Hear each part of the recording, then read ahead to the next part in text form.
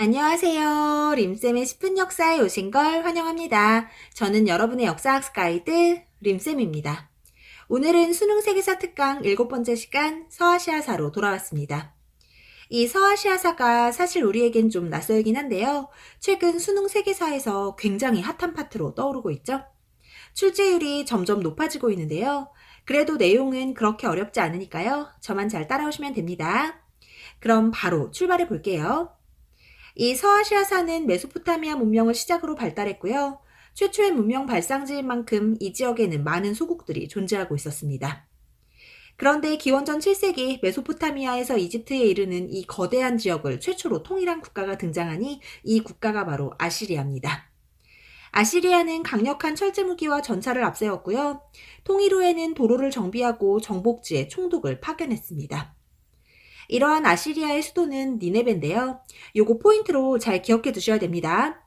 이 각국의 수도는 기본적으로 무조건 중요하다고 생각을 하셔야 돼요. 암튼 이 아시리아의 수도 니네베에는 왕실 도서관도 있었다고 합니다. 하지만 아시리아는 사실 오랜 기간 번영을 누리진 못합니다. 피지배층을 너무 강압적으로 통치했기 때문인데요. 결국 통일 후 약 60년 만에 아시리아는 멸망했고요. 이후 기원전 6세기 아케메네스 왕조 페르시아가 이 지역을 재통일하게 됩니다. 페르시아는 많이 들어보셨죠? 근데 사실 이 페르시아가 뒤에 한 번 더 나와요. 그래서 앞에 왕조의 이름을 붙여 두 페르시아를 구분하고 있습니다. 암튼 이 아케메네스 왕조 페르시아의 기틀을 마련한 건 키루스 2세고요. 이후 등장한 다리우스 1세가 아케메네스 왕조 페르시아의 전성기를 이끌게 됩니다. 중요합니다. 이러한 다리우스 1세는 이집트와 그리스 일부, 인더스강에 이르는 최대 영토를 확보했고요. 지방에 총독과 감찰관을 파견해 중앙집권 체제를 강화했습니다. 이때 파견했던 감찰관을 왕의 눈, 왕의 귀라고 하고요. 이 감찰관들이 보다 빠르게 중앙에 보고할 수 있도록 왕의 길이라는 도로를 건설했습니다. 이 왕의 길이 무려 2,400km였는데요. 도로 중간중간에 역참을 설치해 숙소와 말을 제공했습니다. 이 역참 어서 많이 들어보셨죠? 중국사에서 몽골이 광활한 영토를 통치하기 위해 설치했던 게 바로 역참이었잖아요. 이 아케메네스 왕조 페르시아도 마찬가지로 넓은 영토를 효율적으로 다스리기 위해 역참을 이용한 겁니다. 거기에 다리우스 1세는 화폐와 도량령을 정비했고요. 무엇보다 피정복민에 대한 관용 정책으로 전성기를 이끌었습니다. 사실 앞에 등장했던 아시리아는 강압적인 통치 방식으로 금방 멸망해버렸잖아요. 반면 아케메네스 왕조 페르시아는 피정복민에게 공납을 받는 대신 그들의 고유한 종교와 풍습을 존중하는 관용 정책으로 오랜 기간 번영을 누린 겁니다. 이러한 아케메네스 왕조 페르시아의 종교는 조로아스터교인데요. 중요합니다. 이 조로아스터교는 유대교나 크리스트교, 이슬람교 등에 영향을 미친 종교로 세상을 선한 신인 아후라 마즈다와 악한 신인 아리만의 대립으로 보고 있고요. 불을 숭배했으며 최후의 심판이나 천국과 지옥, 부활 등을 믿었습니다. 그리고 아케메네스 왕조 페르시아는 페르세폴리스라는 도시를 건설했는데요. 이곳이 바로 아케메네스 왕조 페르시아의 수도입니다. 사실 원래 수도는 수사였는데요. 페르세폴리스를 건설한 후 천도했습니다.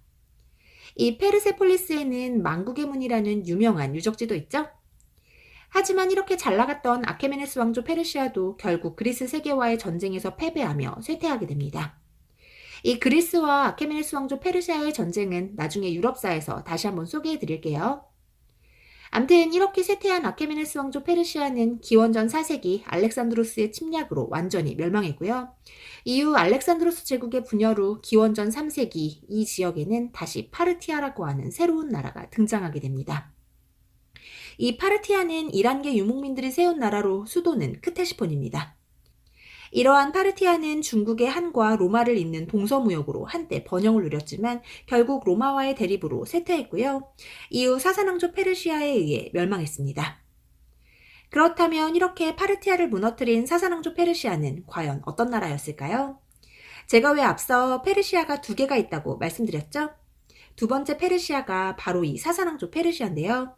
3세기 초 페르시아의 부흥을 내걸고 건국된 사사왕조 페르시아는 메소포타미아 지역에서 인더스강 유역에 이르는 대제국을 건설했습니다. 이러한 사사왕조 페르시아의 수도는 파르티아와 마찬가지로 크테시폰이었고요. 역시나 지역의 이점을 활용한 동서무역으로 번영을 누렸습니다. 한편 사사랑조 페르시아 역시 조로아스터교를 신봉했는데요. 특히 사사랑조 페르시아에서는 조로아스터교를 국교로 삼았습니다. 중요합니다. 또 마니교라는 종교도 등장했는데요. 요건 조로아스터교와 대립했던 종교였습니다. 그리고 사사랑조 페르시아에서는 금속이나 유리를 활용한 공예품들을 많이 만들었는데요. 왜 우리가 페르시아 하면 떠오르는 느낌 있죠? 요런 스타일. 아주 화려하고 예쁘잖아요. 이러한 페르시아의 공예품들은 유럽과 동아시아까지 전해졌고요. 심지어 우리나라에서도 페르시아 유물이 출토됐습니다. 이렇게 화려한 문화를 자랑했던 사사랑조 페르시아는 동로마 제국인 비잔티움 제국과 대립할 만큼 강성한 국가였는데요. 하지만 비잔티움 제국과의 계속되는 전쟁과 왕실의 내분으로 쇠퇴하기 시작해 결국 7세기 중반 이슬람 세력에 멸망했습니다. 자, 이렇게 사사랑조 페르시아까지 살펴봤는데요. 다음은 이 사사랑조 페르시아를 무너뜨린 이슬람 세력에 대해 알아볼까요? 이 이슬람 세력에 대해 알기 위해서는 먼저 이슬람교에 대한 이해가 필요한데요. 세계 4대 종교 중 하나인 이슬람교는 아라비아 반도에서 만들어진 종교입니다. 아라비아 반도는 아프리카와 서아시아 사이에 위치한 반도로 대부분 사막으로 이루어져 있어 예로부터 오아시스를 중심으로 한 농업과 유목 생활이 이어져 왔습니다.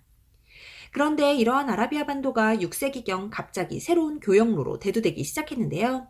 이는 아라비아 반도 위쪽에 위치한 비잔티움 제국과 사사랑조 페르시아의 대립 때문이었습니다. 그리고 이들의 대립으로 기존의 동서교역로가 막히자 상인들은 아라비아 반도의 해안을 교역로로 사용하기 시작했고요. 그로 인해 메카와 메디나와 같은 해안 도시가 번성했습니다. 그리고 이때 상업활동으로 부를 축적한 일부 귀족들로 빈부격차가 심화되고 부족 간 갈등 역시 심화됐는데요. 이러한 가운데 7세기경 메카의 상인인 무함마드가 동굴에서 신의 계시를 받았다며 창시한 종교가 바로 이슬람교입니다. 이때 무함마드가 신의 계시라고 주장한 내용은 세상의 신은 오직 유일신 알라이며 인간은 모두 신 앞에 평등하다는 것이었습니다. 이러한 이슬람교는 하층민의 큰 지지를 받았지만 귀족들에게는 심한 박해를 받았습니다. 이에 무함마드는 622년 메카의 귀족들을 피해 메디나로 피신했는데요. 이를 헤지라라고 합니다. 중요합니다. 이 헤지라의 정확한 연도는 안 외우셔도 대략 이슬람교가 7세기 전반에 등장했다는 건 좀 기억해 주시는 게 좋겠죠? 한편 헤지라 이후 메디나에서 교세를 확산한 무함마드는 다시 메카로 돌아와 메카를 장악하고 아라비아 반도 대부분을 점령했습니다.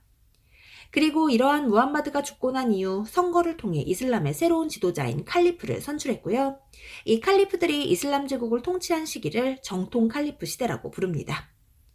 칼리프란 종교와 정치를 장악한 이슬람 세계의 최고 권력자를 뜻하고요. 1대부터 4대까지의 칼리프가 나라를 다스린 시기가 바로 정통 칼리프 시대입니다.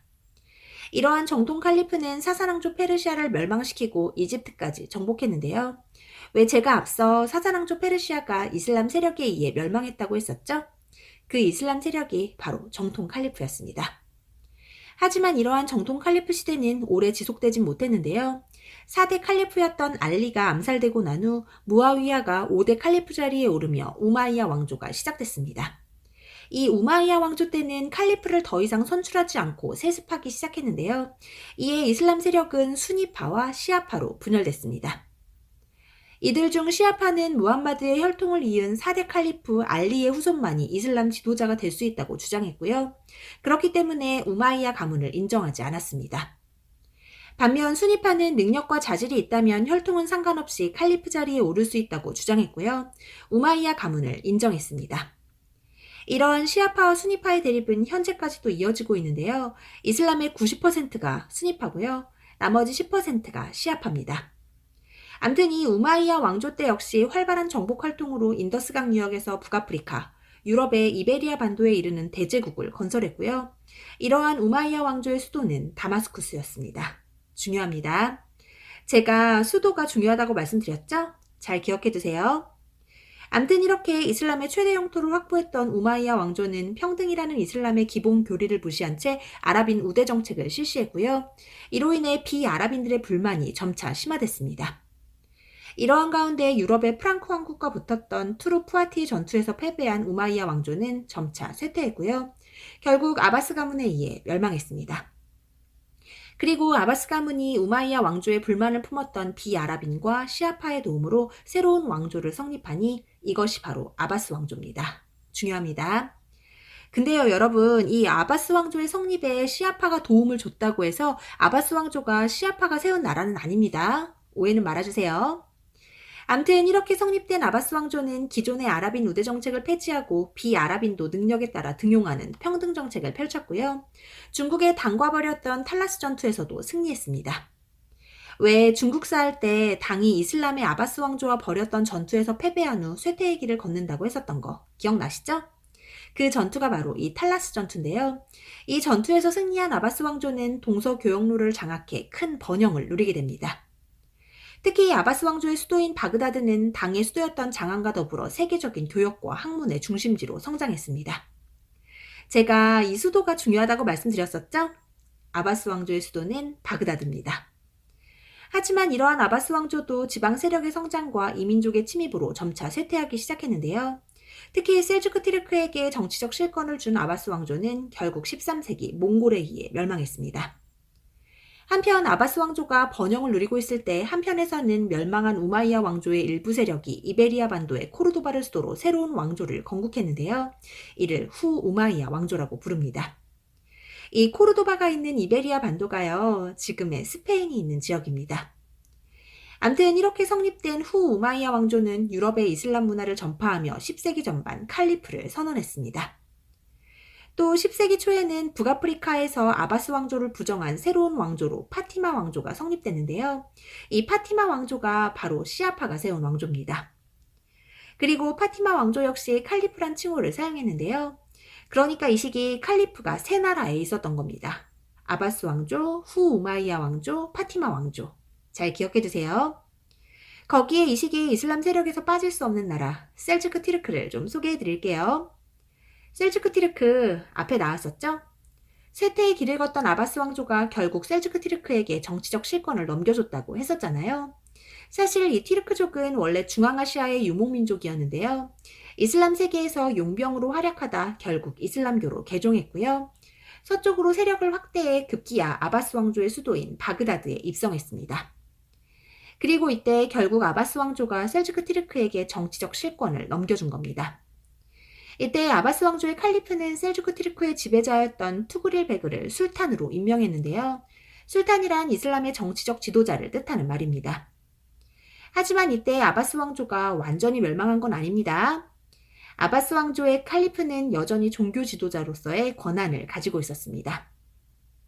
암튼 이렇게 아바스 왕조의 정치적 실권을 가져온 셀주크 티르크는 지중해와 서아시아, 중앙아시아까지 영토를 확장했고요.